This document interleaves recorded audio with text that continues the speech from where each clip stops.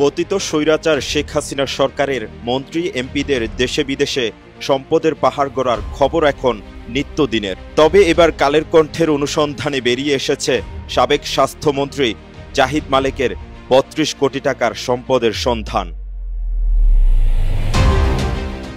২০২১ সালের তৎকালীন স্বৈরাচার শেখ হাসিনা সরকারের সময়ে কক্সবাজার জেলার উখিয়া উপজেলার রত্নাপালং ইউনিয়নের নিজের বেআইন অর্থাৎ ছেলের শাশুড়ি ফারজিনা রহমানের নামে ৪ একর ৫০ শতক জমি কেনেন জাহিদ মালেক। অথচ চতুর জাহিদ ওই সম্পত্তির মালিকানা গোপন করে সাইনবোর্ডে ব্যবহার করেন হুমায়ুন কবির নামের এক ব্যক্তির নাম।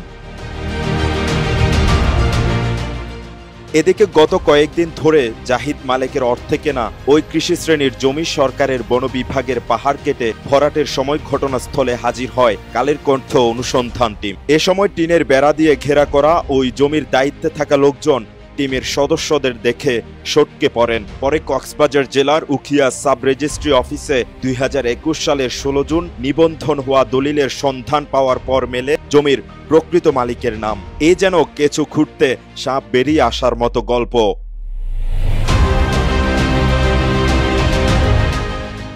নিবন্ধনকৃত দলিলের তথ্য অনুযায়ী উপজেলার রত্নাপালং মৌজার ১ নম্বর বিএস সিটের ৫২২ নম্বর দাগের ৪৫০ শতক পরিমাণ এই জমি স্থানীয় আশিস কুমার বড়ুয়ার কাছ থেকে ক্রয় করেছেন রাজধানীর ঢাকার উত্তরা ১৩ নম্বর সেক্টরের ৩৬/২ নম্বর রোডের বাসিন্দা ফারজিনা রহমান। অনুসন্ধানে জানা গেছে ফারজিনা রহমান সাবেক মন্ত্রী জাহিদ মালেকের ছেলে রাহাত মালেকের শাশুড়ি। এদিকে স্থানীয়দের দেওয়া তথ্য বলছে এতদিন এলাকার লোকজন জমির প্রকৃত মালিককে তা জানতো না। তবে গত কয়েকদিন ধরে জাহিদ মালেক তার বেআইন ফারজানা রহমানের নামে কেনা সম্পত্তি হাত বদল করার প্রক্রিয়া চালালে খবরটি চারদিকে ছড়িয়ে পড়ে। আরও জানা গেছে এর আগে একাধিকবার স্বৈরাচার শেখ হাসিনা সরকারের দুর্নীতিবাজ এই মন্ত্রী নিজের টাকায় কেনা ওই জমি পরিদর্শনে যান। তবে স্থানীয়রা এসবের কিছুই টের পাননি। উনি এখানে কিছু জায়গা নিছিল আমরা জানি, কিন্তু পাশাপাশি আরো কিছু জায়গা ক্রয় না করে জবরদস্তি করে দখল করে এটা একটা প্লট বানিয়ে রাখছে। উনি এই জায়গাটা রাখছে পাশাপাশি এখন তো দেখা যাচ্ছে আজকের দিনে এই আওয়ামী লীগ সাবেক মন্ত্রী আওয়ামী লীগের উনি আইসা মনে করেন যে পাহাড় টাহাড় কেটে আমাদের কৃষি জমির উপর এভাবে জায়গা ভরাট করতেছে। আওয়ামী লীগের দর্শকরা কিভাবে করতেছে এই কাজটা, কিভাবে আসলে ওনারা কিভাবে সম্ভব, ওনাদের ইউনু সব জানে না, ইউনু মহোদয় জানে না, প্রেসিডেন্ট জানে না, কিভাবে এখনো সাবেক স্বাস্থ্যমন্ত্রী প্রভাব কাটিয়ে এখানে বিনা অনুমতিতে মাটি ভরাট করছে বন বিভাগ জানে না। ঠিক আছে, এখানে কাদের নেতৃত্বে এগুলো হচ্ছে এগুলা খুঁজে বের করে আইনজনতা হোক তাদেরকে। ওই জায়গাটা আমি ১৯৯৬ সাল থেকে কিনছি। ওইখানে অনেক মামলা টামলা যখন হচ্ছে জায়গা নিয়ে দাগ নিয়ে এই গুগতিয়ারের বিভিন্ন ধরনের জায়গা ছিল, তখন এই জায়গা দাগ নিয়ে ওই যে সরস নিরস নিয়ে সমস্যা হয়েছিল। তখন এরা আমাদের জায়গা সহ ইস্যুফ এবং এই ফিরোজ আহমদ গঙ্গের জায়গা সহ কিছু সমস্যা হয়েছিল, মামলা মোকদ্দমা হয়েছিল। আমরা স্টে অর্ডার করছি, পুরো আমরা রেখেছি।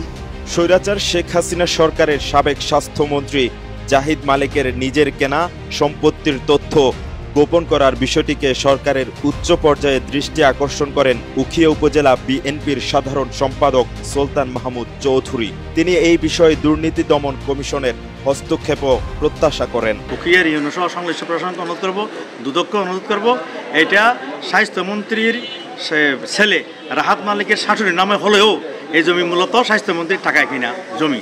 সুতরাং এটা দুদকের মাধ্যমে এটাকে আপনার আইনের আওতায় আনে এবং যারা সংশ্লিষ্ট পাহাড় ভরাট করে নাল জমি ভরাট করতেছে এটা অনতিবিলম্বে বন্ধ করে এদের বিচারের আওতায় আমরা দাবি জানাচ্ছি। মঙ্গলবার সরেজমিন উখিয়া উপজেলার রত্নাপালং ইউনিয়নে ঘটনাস্থলে গিয়ে দেখা যায় সরকারের বন বিভাগের পাহাড় কেটে ভরাট করা হচ্ছে দুর্নীতিবাজ সেই সাবেক মন্ত্রীর কেনা কৃষি শ্রেণীভুক্ত জমি।